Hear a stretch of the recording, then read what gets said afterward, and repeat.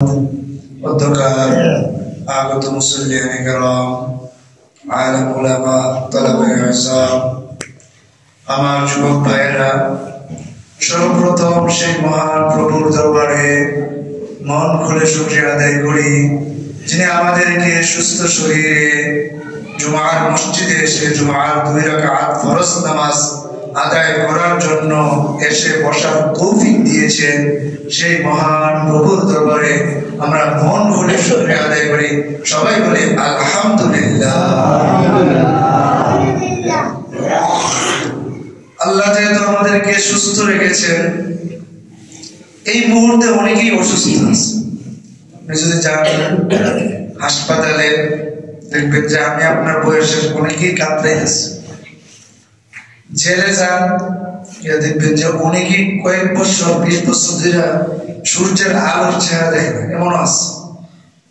আল্লাহ আপনি আমাকে মুক্ত রেখেছেন, সুস্থ রেখেছেন, এই কারণে আবার বলি আলহামদুলিল্লাহ।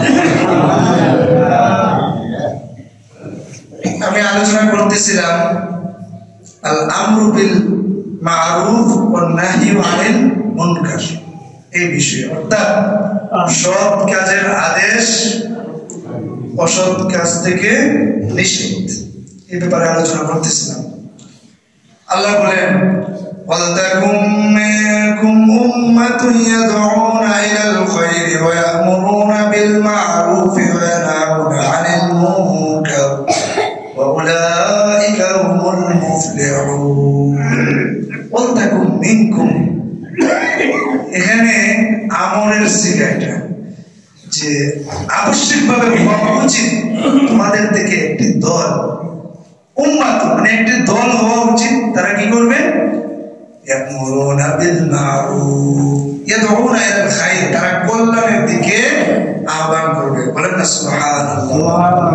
কল্যাণের দিকে আহ্বানের দায়িত্বটা কার ছিল? কার? আমাদের নবী হযরত মুহাম্মদ সাল্লাল্লাহু আলাইহি ওয়াসাল্লাম। শুধু আমাদের নবী না, পৃথিবীতে যত নবী আসছেন, রাসূল আসছেন, তাদের সবার এই দায়িত্বটা ছিল। তারা সৎ কাজের আদেশ করত, অসৎ কাজ থেকে নিষেধ করত। এখন কি বর্তমানে নবী আসবেন? না, এখন তো নবী নাই। আমাদের নবী সে খাতামুন নবিয়্যিন, আখেরি নবী। সুতরাং এই কাজটার দায়িত্ব বর্তমানে আমাদের নবীর যে উত্তরাধিকার যারা পেয়েছে, উত্তরসূরি যারা, তারা আলেম উলামা যারা, এরা হইছে এই দায়িত্বটা আঞ্জাম দিবে। বলেন সুবহানাল্লাহ। এখন যদি আলেম উলামারাও এই দায়িত্ব আঞ্জাম না দেয়, তাহলে মনে করবেন যে কিয়ামত ঘনাইয়া আসতেছে। আলেম উলামারাও এই দায়িত্বটা আবশ্যকভাবে পালন করতে হবে। আর নাইলে তো এখানে যে বললো যে আবশ্যকভাবে একটি দল হওয়া উচিত, এখন যদি দেখতেছি কোন এলাকাতে কোনো দলই নাই, এই যা মজা তা হইতেছে, সবাই ছেড়ে ছেড়ে দেখতেছে, দেখলে কি হবে? হাদিস শরীফে আছে মা মিন কওমিন ইউমালু ফীহিম বিল মাআসি সুম্মা ইয়াকদিরুনা আলা আন ইউগাইয়িরু সুম্মা লা ইউগাইয়িরু ইল্লা ইউশিকু আন ইয়াউম্মাহুমুল্লাহু বিইখবাবিন। আও কামা ক্বালা সাল্লাল্লাহু আলাইহি ওয়াসাল্লাম। হাদিসে আছে যে সবাই যদি আরে দেখে, বুঝছেন না, মানে সবাই দেখে, হুজুররা চুপ, অন্যরাও দেখে, সবাই মুসকি মুসকি হাসে, অন্যায় অপরাধ হচ্ছে, তাহলে এর জন্য আপনি আমাকে বড় মাসুল দিতে হবে। হাদিস কি বলতেছে যে কোন এক জায়গায় যদি এমন কোন গুনাহের কাজ হয়, ওই গুনাহের কাজ থেকে যদি এমনও এলাকাতে এমনও লোক আছে যারা শক্তিশালী, যারা চাইলে তারা যদি বলে যে গান বন্ধ বা এটা বন্ধ, এই অশ্লীলতা বন্ধ, মদ চলা বন্ধ, এটা বলার সাথে সাথেই বন্ধ হয়ে যাবে। এরপরে এরা বললো না, তাহলে ইউশিকু আইয়াউমাহুল্লাহু বিইখবাবিন, অতি অচিরে আপনি আমাকে আল্লাহ তাআলা আযাব দ্বারা পাকড়াও করবেন। বলেন নাউযুবিল্লাহ। তাহলে একটা দল থাকতেই হবে যারা কি করবে? এই সৎ কাজের আদেশটা দিবে। ইয়া'মুরুনা বিল মা'রুফ, তারা সৎ কাজের আদেশ দিবে, ওয়া ইয়ানহাউনা আনিল মুনকার, এবং খারাপ কাজ থেকে নিষেধ করবে। করতে হবে, প্রত্যেকটা এলাকাতেই করতে হবে। এখন আসেন কারা করবে? আলেম ওলামারা তো করবে, শুধু আলেম ওলামাদের দায়িত্ব না। হাদিস শরীফে আছে আল্লাহ নবী সাল্লাল্লাহু আলাইহি ওয়াসাল্লাম বলেন, মান রাআ মিনকুম মুনকারান ফালইউগাইয়িরহু বিয়াদিহি ফাইন লাম ইসতাতি' ফাবিলিসানিহি ফাইন লাম ইসতাতি' ফাবিকলবিহি ওয়া যালিকা আযআফুল ঈমান। হাদিসে আছে আল্লাহ নবী সাল্লাল্লাহু আলাইহি ওয়াসাল্লাম বলতেছেন, কেউ যদি কোনো খারাপ কাজ হইতে দেখে ফালইউগাইয়িরহু বিয়াদিহি, সে যেন হাত দ্বারা এটাকে বাধা দেয়।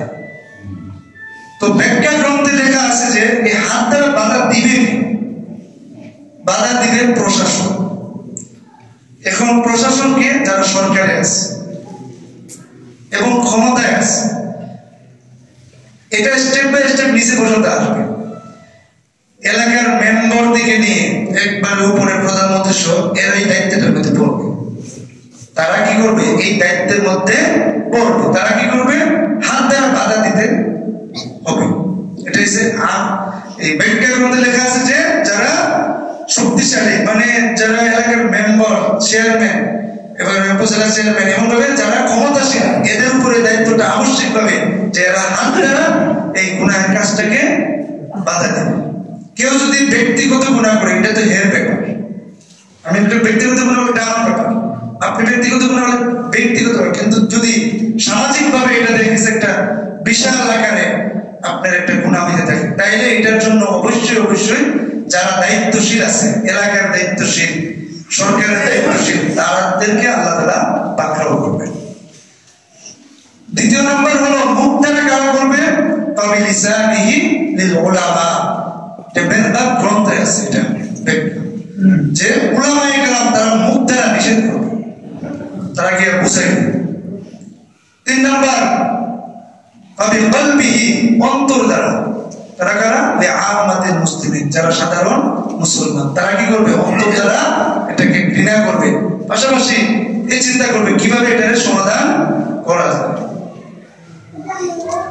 তাহলে আমাদেরকে সৎ কাজের আদেশ, অসৎ কাজ থেকে নিষেধ আমরা স্টেপ বাই স্টেপ করব।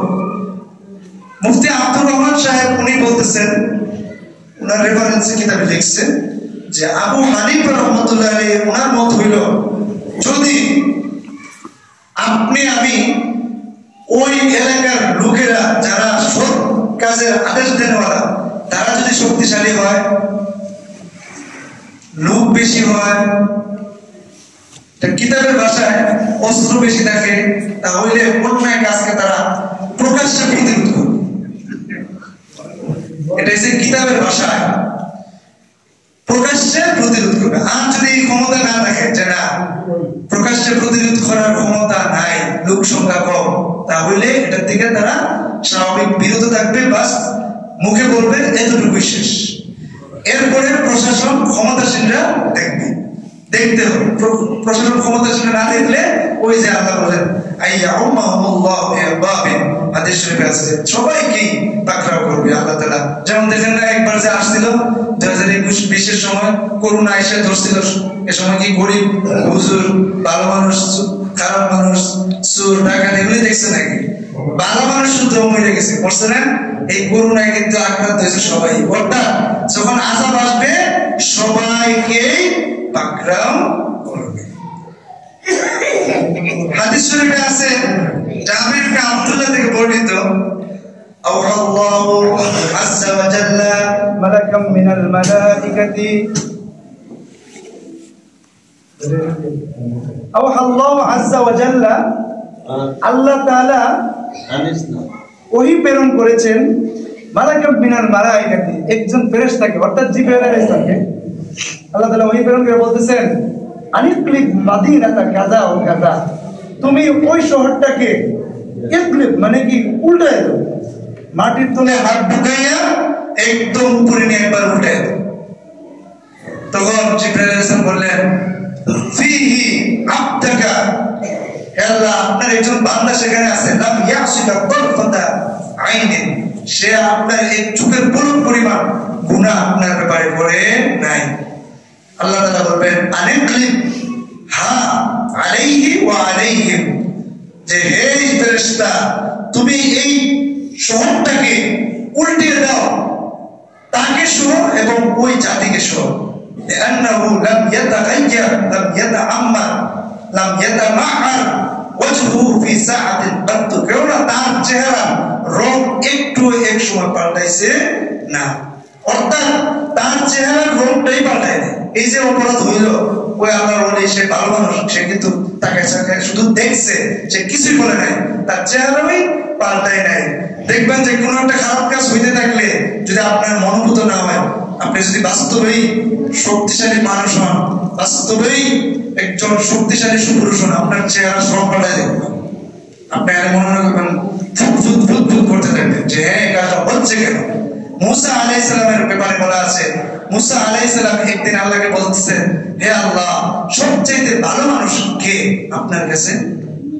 তখন কয়েকজনের নাম বলছে, বলার পরে একটা কথা বলছে যে আমার হুকুমের অমান্য হয় এমন কোন কাজ দেখলে ওই ব্যক্তিটা বাঘে যেভাবে শিকারীর উপর ঝাঁপিয়ে পড়ে, কোন ধরনের অন্যদিকে তাকায় না, ব্যক্তির নেই, ঝাঁপিয়ে পড়ে, এমন ভাবে ওই ব্যক্তিটা আল্লাহর হুকুমের অমান্য কোনো কিছু দেখলে ঝাঁপিয়ে পড়ে, ওই ব্যক্তিটা আল্লাহর কাছে সবচেয়ে প্রিয়। বলেন না সুবহানাল্লাহ।